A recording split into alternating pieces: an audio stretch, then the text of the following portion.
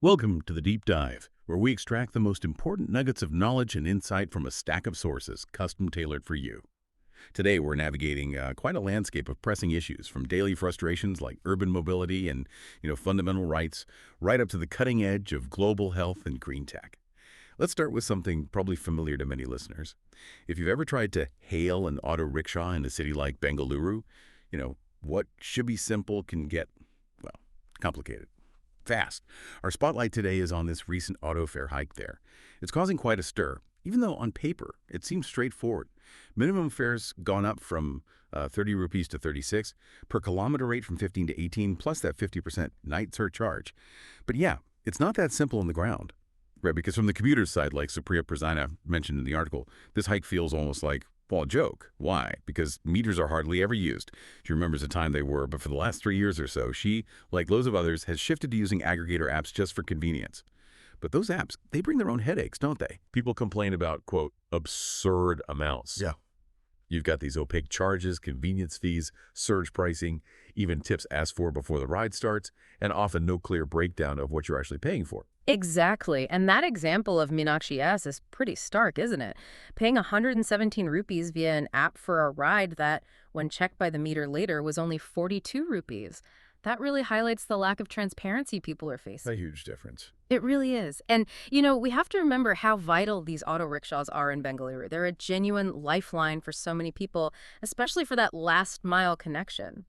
So while this fare hike is technically the first in 5 years for some drivers, 3 for others, the discontent it's sparking, it really points to deeper problems in the system. It's this weird situation where both sides, commuters and drivers, feel kind of exploited, often by the very apps that were meant to make things easier and fairer. So what about the drivers? What's their take on this hike? Well, they're not happy either. They're calling the hike unscientific and, frankly, too small. They were actually pushing for a base fare of 40 rupees. And their reasons are, pretty compelling when you look at them. Fuel costs are a big one. CNG has jumped massively. Yeah, you mentioned from around 50, 60 rupees in 2021 to 83 per kilo now. Exactly. Plus, spare parts cost more. And the traffic in Bengaluru, it's notorious. It often limits them to maybe only 70 kilometers a day. That drastically cuts into their daily earnings. And the Auto Rickshaw Drivers Union, ARDU, they're even claiming procedural issues with how the RTA made the decision, suggesting it wasn't really a fair process. And this whole mess ties into bigger frustrations people have with public transport generally, right? Aparna Rao's comments really hit this home: rising bus fares, rising metro fares, these long delays on new metro lines.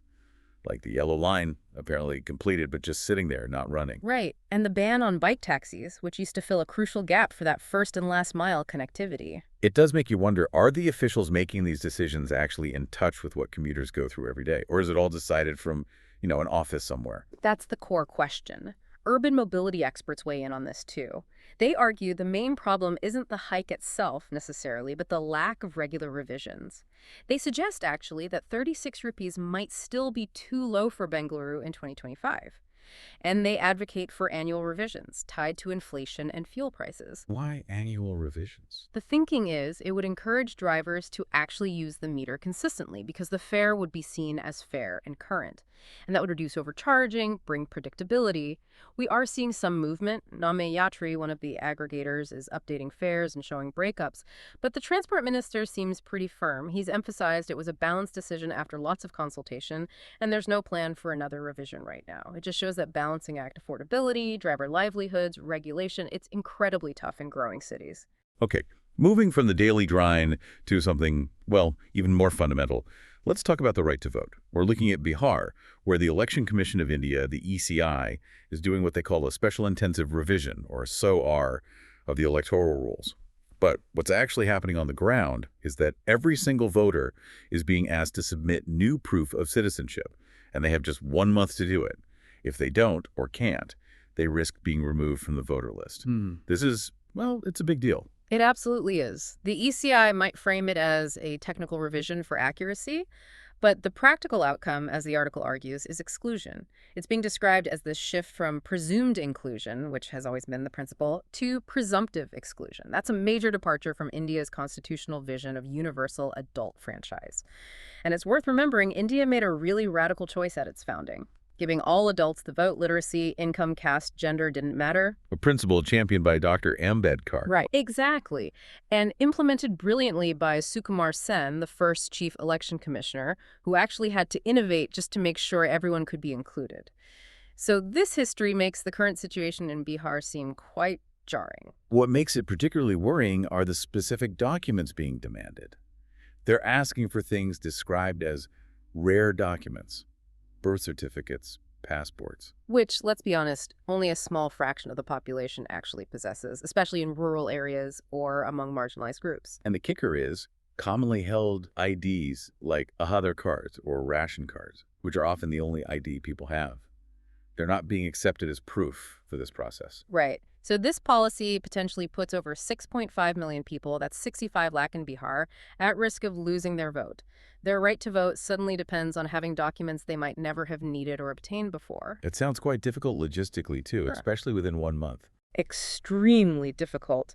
And the article draws a direct and quite chilling parallel to the D-voter or doubtful voter exercise in Assam.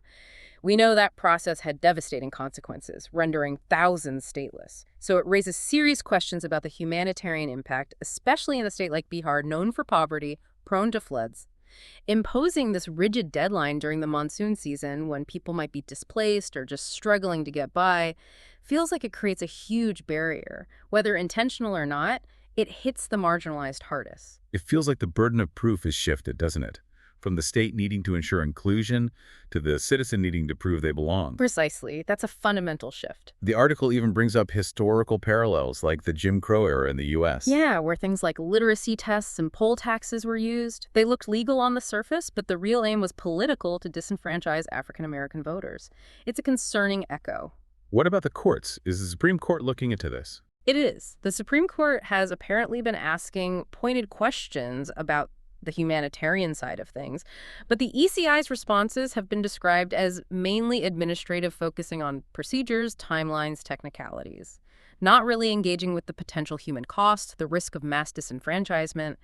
The article suggests the court might need to shift from just nudging the ECI to giving firm directions. It calls the situation a quiet emergency. Yes, warning that voting could become a privilege just for the documented middle class, not a universal right. The core message is powerful. Elections are about belonging. You vote because you're a citizen, not because you managed to dig up your birth certificate from 50 years ago. One person, one vote, one value. That's the ideal being challenged here. Okay, let's shift now to education, specifically for the youngest learners in India. We're digging into the National Education Policy 2020, the NEP, and what it calls transformative changes in early childhood care and education, or ECCE. Historically, there's been this gap, right? Private schools often had nursery classes, but government schools usually started at class 1. Anganwadis were the main public option for younger kids. Right, and the NEP is trying to address that through 3 big structural shifts. The first one is a massive expansion of the ECCE sector. For a long time, the number of public ECCE places, mostly Anganwadis, stayed around 1.4 million. Pretty stagnant. But now, the NEP allows government schools to add 3 preschool classes. They're calling them Balvatika 1, 2, and 3. This means the number of public ECCE spots is set to explode by 2030. That sounds like a huge undertaking. Oh, it's monumental. Think about the implications for personnel financing this. Recruiting enough trained people, training them, managing them. It's a massive system overhaul for early learning. Okay, what's the second shift? The second is a growing emphasis on the education part of ECCE, perhaps relative to the other services Anganwadis provide, like health checks and nutrition support. There's an interesting example from Dadra and Nagar Haveli and Daman and Diu. Parents there are overwhelmingly choosing the new preschool classes in schools over the Anganwadis for their 4 to 6-year-olds. A substantial migration, the article calls it. Exactly. It shows a clear parental preference for that more structured school-based preschool environment, at least in that context. But that creates a challenge for the Anganwadis, doesn't it? It really does. If the older kids, the 4 to 6-year-olds, mostly move to schools, Anganwadis risk losing their traditional role and image. So how do they adapt? There's the Poshanbi Padhaibi Initiative Nutrition and Learning, which tries to boost the educational component in Anganwadis, but it needs real, tangible implementation on the ground to work. And there's also a warning for the schools. Avoid excessive schoolification. Preschool shouldn't just be a downward extension of Class 1. Play needs to remain central. Focus on broad skills, not just drilling reading and writing too early. Okay, and the third shift, you said this one could be truly transformative. Yes. This is potentially the biggest change. It's the possibility of reorienting the entire Anganwadi system to focus primarily on children aged 0 to 3 years, mainly through home visits. Why is that age group so important? Well, a lot of research, like the famous Perry preschool study in the U.S. and studies in India too, shows that interventions during these first 3 years have disproportionately large developmental benefits. It's a critical window for brain development. Policymakers have wanted to focus more on 0 to 3 for ages, but the reality is Anganwadi workers are often overloaded.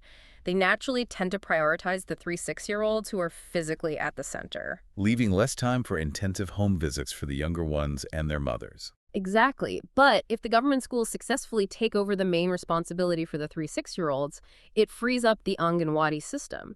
They'd have this unique opportunity to really double down on the 0-3 age group and support mothers through intensive home visiting programs. That could be a game changer for early childhood development in India, a reimagined Anganwadi focusing on the earliest years. Fascinating potential. Yeah. Let's switch gears now to climate change and international law. The International Court of Justice, the ICJ, recently gave a significant advisory opinion. It reaffirmed that states have legal obligations to mitigate climate change and help vulnerable nations. But the big question everyone's asking is, can this ruling actually force wealthy nations to pay up for their historical emissions? Well, there's definitely skepticism. Ted Nordhaus, for instance, points out how incredibly difficult it is to prove direct causality. Can you legally link one specific country's emissions to one specific climate impact, like a flood or a drought?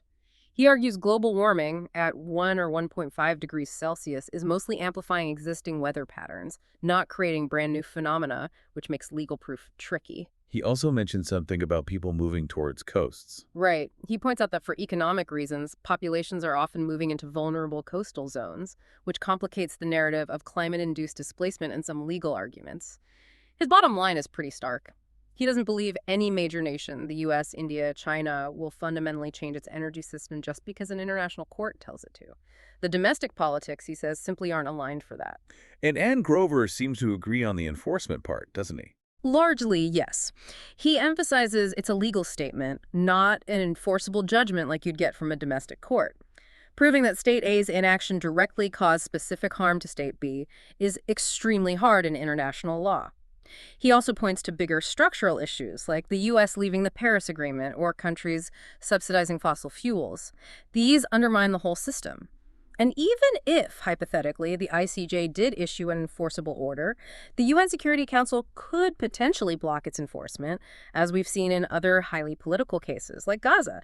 So the international enforcement pathway looks, well, pretty blocked. But Grover sees a silver lining, right? Despite the international hurdles. Yes, and this is a crucial point. He argues the ruling provides powerful legal ammunition for domestic courts. So in countries that have ratified international climate treaties and made them part of their own law, activists and citizens can now use this ICJ opinion to sue their own governments for inaction. So it shifts the focus inward.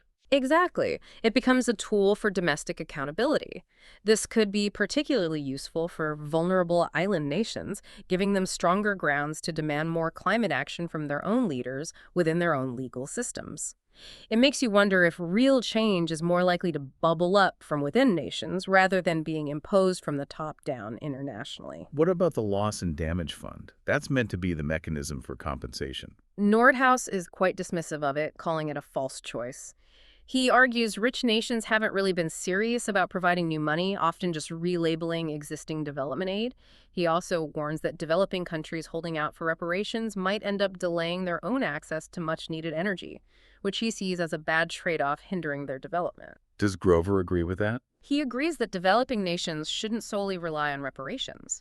But he strongly makes the case that countries like India need to cut their own emissions anyway for their own benefit. He points to immediate domestic problems, like the terrible air quality in Delhi every winter. The message is, act for your own health and well-being, don't just wait for compensation that might never fully materialize. That's a shift in perspective then. Definitely. And Grover also pushes back on the old idea that the West invents tech and hands it down. He points out that China is now a leader in clean tech innovation. The landscape has changed. So the final take on the ICJ ruling. Is it meaningful or not? While Nordhaus is quite blunt, calling it a zombie ruling, an artifact of an old framework that's lost relevance, just trying to keep old institutions looking useful. Grover, while pessimistic about international enforcement, still sees its value domestically for activists and lawyers. So no, it probably won't trigger a flood of international lawsuits against rich countries. But it can be used effectively within countries to argue that governments aren't doing enough. Let's turn to international relations now. We often hear the India-U.S. relationship described as the definitive partnership of the 21st century. Sounds great, but today, we're looking at why some are saying cracks are appearing. Are these just temporary glitches, or are there deeper structural tensions emerging? It seems more complex than the headlines suggest. Absolutely. There's been a lot of optimism, and you still hear positive statements from officials, like the U.S. State Department, about strong cooperation in space, defense, energy, tech, trade, you name it. But what's interesting, as the article points out, is a growing skepticism among some key strategic thinkers in Washington, D.C. They're starting to highlight what they see as fundamental conflicts that could undermine the progress made, suggesting the foundations might not be as rock solid as often portrayed. One core tension seems to be nationalism. Yes, the article argues that strategic decisions in both countries can sometimes be driven more by appealing to their respective nationalist audiences than by pure strategic logic. And here's a really interesting point it makes. The U.S. prides itself on managing parallel partnerships, like working closely with Qatar and Saudi Arabia, UAE, or historically with both India and Pakistan. Right. But the article claims the U.S. would not appreciate the same logic thrown back at it, meaning it gets uneasy when its partners pursue similar multi-aligned strategies. So the U.S. questions India's ties with Russia or Iran. Exactly. While India feels resentment over the U.S. warming up to Pakistan again, especially regarding things like military aid. It raises that classic question of double standards, doesn't it?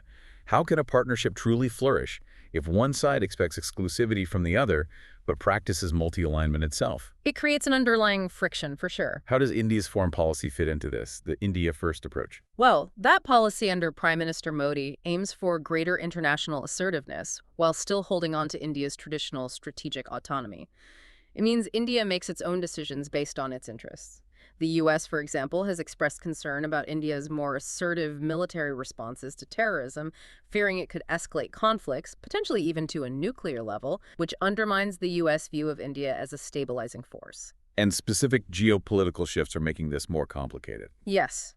Remember when Trump seemed open to resetting relations with Russia? That actually reduced U.S. anxiety about India-Russia ties for a while. But now, with the situation in Ukraine looking prolonged, that common ground is gone.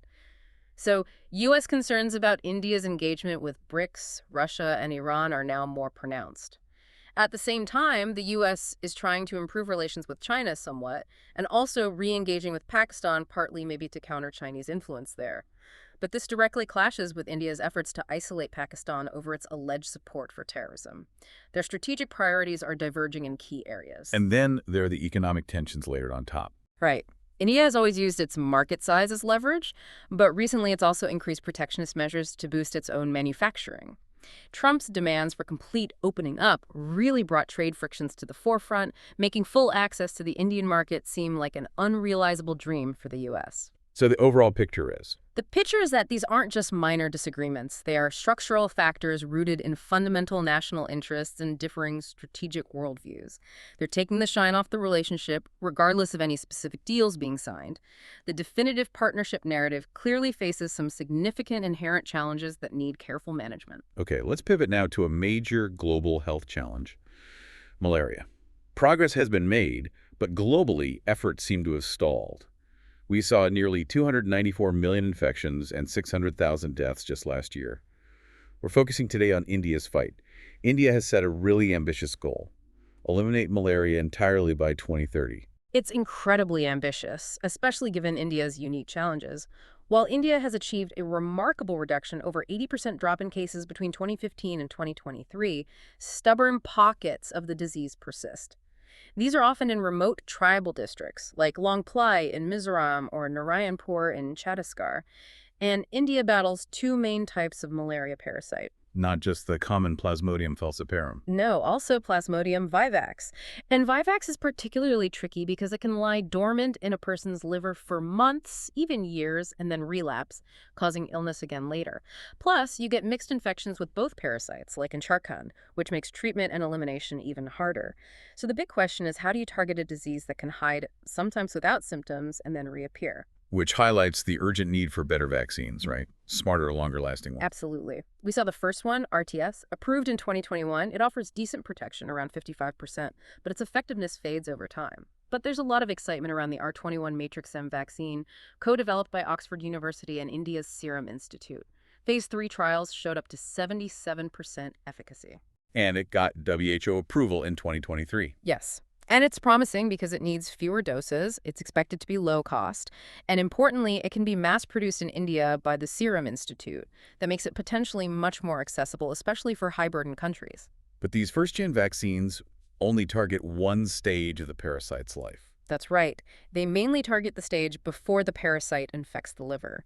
So scientists are working on more advanced approaches. There are whole parasite vaccines like PFS-PZ. These try to mimic natural infection to provoke a stronger, broader immune response. Some trials showed very high protection. Then you have blood stage vaccines like PFRH5. These attack the parasite later when it's in the bloodstream causing symptoms.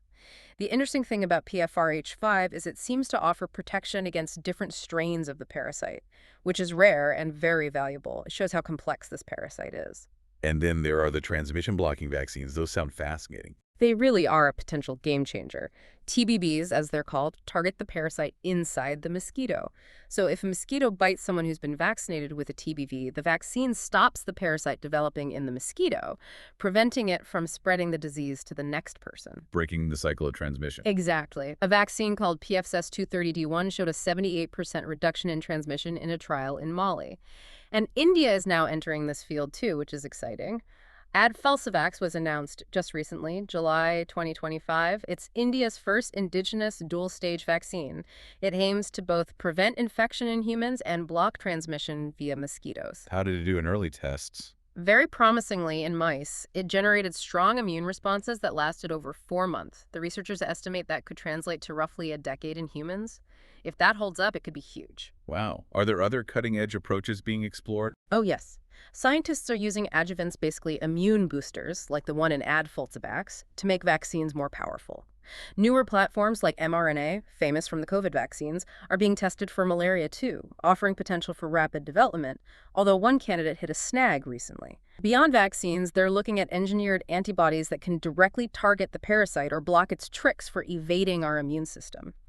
And then there's the really radical stuff. CRISPR-based gene drives.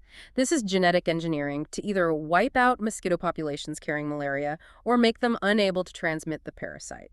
That sounds powerful, but also maybe a bit scary. It does raise significant ethical and ecological questions. Because gene drives are designed to spread rapidly and could be irreversible, we need to be extremely cautious about unintended consequences on ecosystems.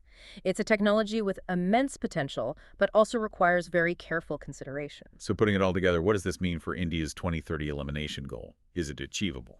It's ambitious, no doubt. As the article says, it hinges on precision and persistence. Experts like Dr. Pawan Malhotra are calling for a COVID-style push, meaning intense focus, resources, and political will. The science is moving fast, but even promising candidates like Adfalcivax need years of rigorous clinical trials and regulatory approvals before they can be deployed widely. It's not an overnight solution. So it's not just about vaccines. Not at all. Experts stress we need a comprehensive strategy. Better vaccines, yes, but also new drugs, especially for Vivax relapses, monoclonal antibodies perhaps, continuous training for health workers, vigilant tracking of drug resistance, and sustained vector control, bed nets, spraying, etc. It has to be, as one expert put it, a full-spectrum battle from the molecular level to the community clinic. Success requires attacking the parasite from all angles and sustaining the effort relentlessly. Okay, for our final topic, let's look at sustainable energy and the need for better green technologies. We're going beyond the solutions we already have. Why is that necessary? Well, let's start with the current dominant player. Silicon solar panels or photovoltaics. PVs. They were invented way back in 1954 by Bell Labs. Today, they're everywhere. China supplies about 80% of the global market, and India's production is growing fast too. But here's the thing. While they're essential, their real-world efficiency isn't actually that high. What sort of numbers are we talking about? Typically around 15 to 18% efficiency out in the field. Compare that to some research-level technologies, like those using gallium arsenide thin films, which have hit efficiencies up to 47% in labs. That's a huge difference. And what's the consequence of that lower efficiency in silicon PVs? The main one is land use. You need much larger areas of land to generate the same amount of power with less efficient panels.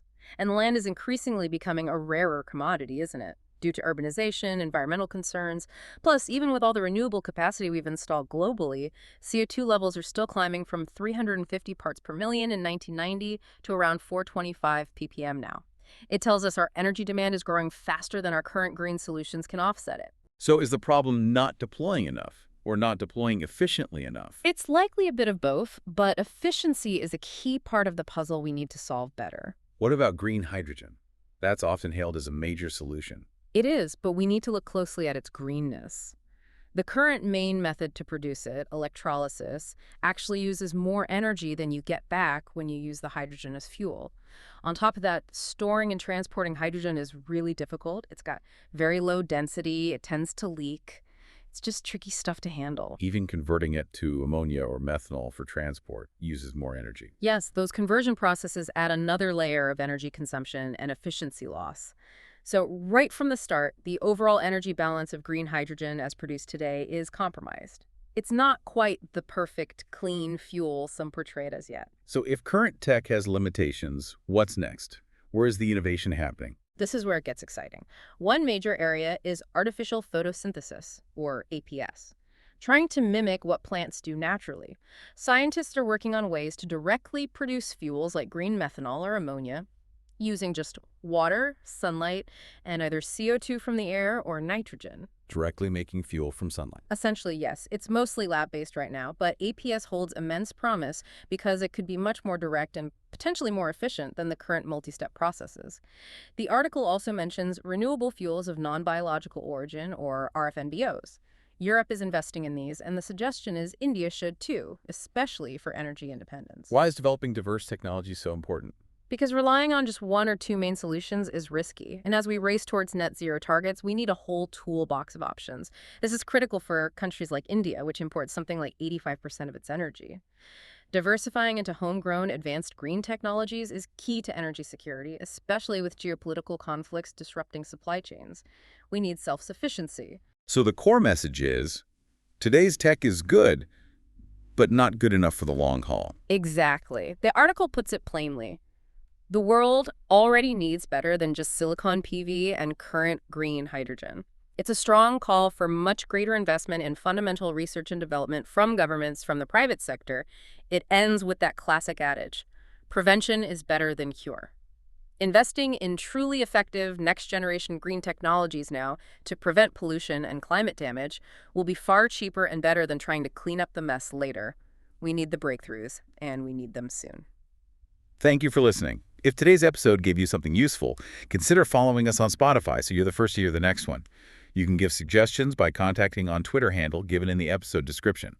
We are always eager to hear what our listeners want to be informed about. We wish you a great day.